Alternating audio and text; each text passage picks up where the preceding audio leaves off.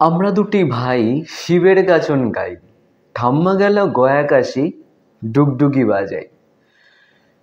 এর অর্থটা যদি আমরা বেনারস শহরে না যেতাম তাহলে বুঝতে পারতাম না। Welcome back to my channel Swarnab blogs. আশা করি তোমরা ভালো আছো, সুস্থ আছো।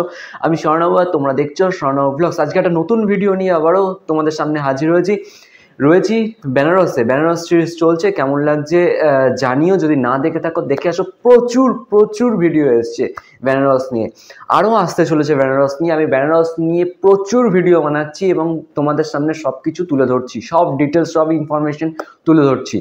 তো আজকে যেটা নিয়ে আলোচনা করব সেটা হচ্ছে, আমরা দুটি ভাই শিবের গাজন গাই, ঠাম্মা গেল গয়া কাশি, ডুগডুগি বাজাই। আমরা সকলেই ছোটবেলায় এই কবিতার লাইনগুলো বলেছি, শুনেছি, পড়েওছি, কিন্তু আসলে এটার মানেটা তখনও বয়স হয়নি যে উপলব্ধি করব। কিন্তু এখন বুঝতে পারছি বেনারস শহরে গিয়ে যে আসলের মানেটা কি। দেখো, আজকে আমরা ফুড ট্যুর করব এমন একটা জায়গায় যেখানে বেনারস শহরে 24/7 ফ্রি অফ কস্টে খাওয়ানো হয়। এটা এমন একটা ট্রাস্ট যেটা আমি ওখানে গিয়ে শুনলাম যে উত্তরপ্রদেশ গভর্নমেন্টের থেকে সম্পূর্ণ আলাদা একটা ট্রাস্ট, যেখানে কোনো গভর্নমেন্টের হাত নেই।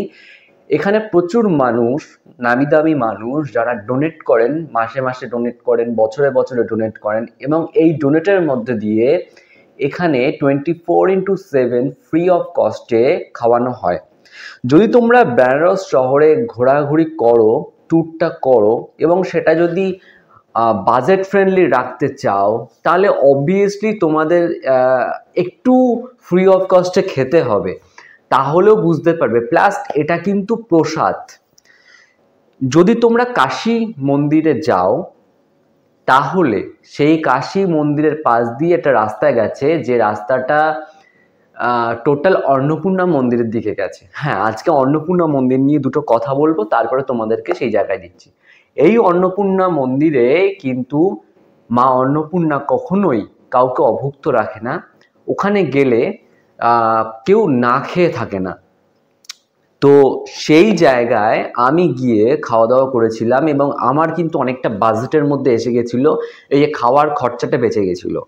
তো আমি অন্নপূর্ণা মন্দিরে গিয়েছিলাম, মেনলি রাতে ডিনার করেছিলাম আর দুপুরে লাঞ্চ করেছিলাম।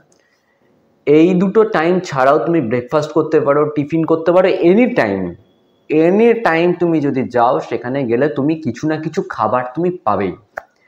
এবার আসি প্রথমে ডিনারে, কারণ ফার্স্ট দিন গিয়ে আমরা কাশী মন্দিরে আমরা পুজো দিয়েছিলাম।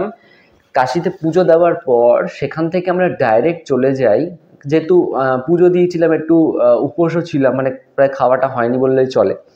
তো সেখান থেকে আমরা ডাইরেক্ট চলে যাই হচ্ছে অন্নপূর্ণা মন্দিরে। এবার অন্নপূর্ণা মন্দিরে যেহেতু আমি রাত্রিবেলা পুজো দিয়েছিলাম, এই কাশীতে পুজো দিয়েছিলাম, সেই কারণের জন্য আমার একটু দেরিও হয়ে গেছিলো, প্রায় 9:15-20 বেজে গেছিলো রাত্রিবেলা পুজো দিয়ে অন্নপূর্ণা মন্দিরে মা অন্নপূর্ণাকে দর্শন করতে। তো মা অন্নপূর্ণাকে দর্শন করার পর সেখানে পাশেই রয়েছে অন্নপূর্ণা অন্ন ক্ষেত্র। এই অন্নপূর্ণা অন্নক্ষেত্রের ওখানেই আমরা গিয়েছি ডিনার করার জন্য। তো ডিনার যখন আমরা করলাম, তখন মেনলি অন্নটা দেওয়া হয়, ডিনারের টাইম থাকে রাত্রে 9টা পর্যন্ত, সন্ধ্যা 7টা থেকে 9টা পর্যন্ত। তো আমরা তো 9টা ক্রস করে গেছিলাম, তাই ডিনারটা আমরা করতে পেরেছিলাম। সাম্বার ছিল, ইডলি ছিল, ডাল বড়া ছিল, এগুলোই মেনলি ছিল। তো আনলিমিটেড, এমন নয় যে লিমিটেড। তুমি যদি মনে করো তুমি 6টা খাবে, 7টা খাবে, 8টা খাবে, যত পারবে তুমি খেতে পারবে, তোমার পেট যতটা দেবে। তো আমি ওখানে 4টে ইডলি নিয়েছিলাম, 2টো ডাল বড়া নিয়েছিলাম, আর যা ওই চাটনি ফাটনি সাম্বার টাম্বার থাকে ওগুলো আনলিমিটেড, নিতেই পারবে তুমি চাইলে। তো এটা আমি খেলাম। তারপরের দিন দুপুরবেলা আমি কালভৈরব মন্দির দর্শন করে তারপরে চলে আসলাম আবার কাশী করিডরে। ওখানে এসে কিছু ছবি টবি তুললাম, তোলার পরে ওখান থেকে আমি ডাইরেক্ট চলে আসলাম অন্নপূর্ণা মন্দিরে, আবারও দর্শন করলাম। করে আমরা মানে তখন বাজে 1:10-15 নাগাদ বেজে গেছে, লাঞ্চের টাইম লাইন দিয়েছি। এতটাই লাইন পড়েছিল যে কাশী মন্দিরের যে করিডোরটা রয়েছে ওই করিডোরের সামনে লাইনটা চলে এসছে।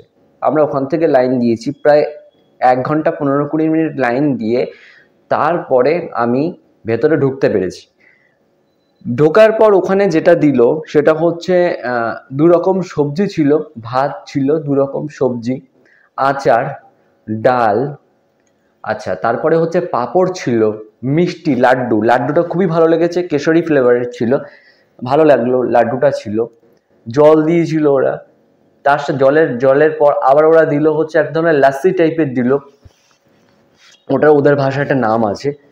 তো বেশ ভালো লাগলো এবং তুমি যতটা খেতে পারবে ততটাই, মানে এমন নয় যে তোমাকে একবার ভাত দেবে তারপরে দ্বিতীয়বার দেবে না। তুমি যদি মনে করো আবার তরকারি নেবে, ভাত নেবে, তোমার যতটা মানে পেটে যতক্ষণ তোমার খিদে থাকবে তুমি কিন্তু অভুক্ত থাকবে না, খিদে মিটিয়েই তুমি ওখান থেকে উঠতে পারবে।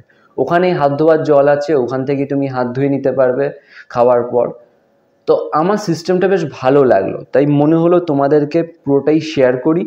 যদি কখনো বেনারস যাও, যদি তোমরা প্ল্যানিং করো, যদি মনে করো যে আমরা বাইরের খাবার খেতে খেতে আমাদের একটু কষ্টটা একটু বেড়ে যাচ্ছে, নিশ্চয়ই তোমরা বাইরের খাবার খাবে। আমি তো প্রচুর বাইরের খাবার খেয়েছি, স্ট্রিট ফুড খেয়েছি, বাইরের রেস্টুরেন্টেও আমি খাওয়া দাওয়া করেছি, কিন্তু এটাকেও আমি কিন্তু ছাড়িনি, এটাও কিন্তু আমি খেয়েছি।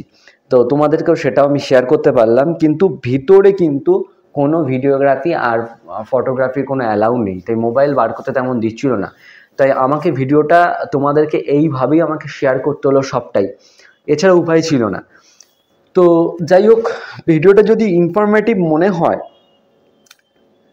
তাহলে অবশ্যই লাইক, কমেন্ট, শেয়ার, সাবস্ক্রাইব করতে ভুলো না, বেল আইকনটা প্রেস করে পরবর্তী ভিডিওর আপডেট নোটিফিকেশনের জন্য। আর যদি আমাকে ভালো লাগে থাকে অবশ্যই কিন্তু ইনস্টাগ্রামে ফলো করতে পারেন, ইনস্টাগ্রাম আইডি ডেসক্রিপশনে দিয়ে দিচ্ছি, স্বর্ণাভ ব্লগস, মানে ডেইলি ভিডিও এবং ছবি পোস্ট করে থাকি। যে সমস্ত ছবিগুলো আমি বেনারস শহরে এসে ক্যাপচার করেছি, রিলস ক্যাপচার করেছি, সেই সমস্ত ছবি বা রিলস কিন্তু পোস্ট হবে আমার ইনস্টাগ্রাম আইডিতে। তাহলে অবশ্যই ইনস্টাগ্রাম আইডিতে ফলো করে দিও, দেরি করো না। আরেকটা কথা বলে রাখি, সেটা হচ্ছে আমি কিন্তু এই অন্নপূর্ণা মন্দির এবং অন্নপূর্ণা মন্দিরের যে খাবার জায়গা সেটা সম্পূর্ণ লোকেশন লিঙ্ক আমি ডেসক্রিপশনে দিয়ে দেবো, চেক করে নিও।